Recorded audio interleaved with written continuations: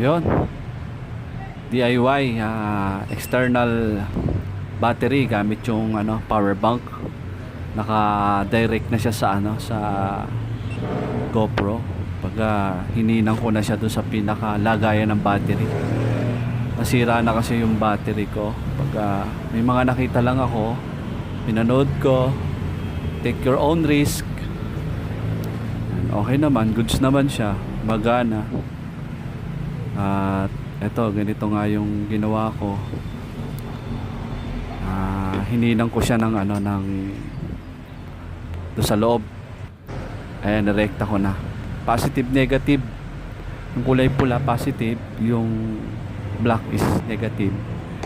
Dinirect ko na siya. Pinutol ko na yung yung charger ng cellphone. Diretso ko na siya. Ayan.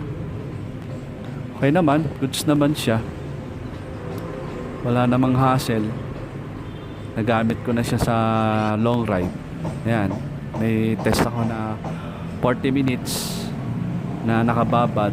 Tapos nung bumabiyahe ako almost 2 hours, nakababad siya. Wala naman naging problema.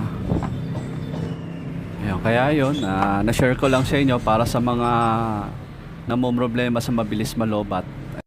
Ayun, pa-like and share na lang po ng aking YouTube channel. Salamat po sa panonood. God bless po.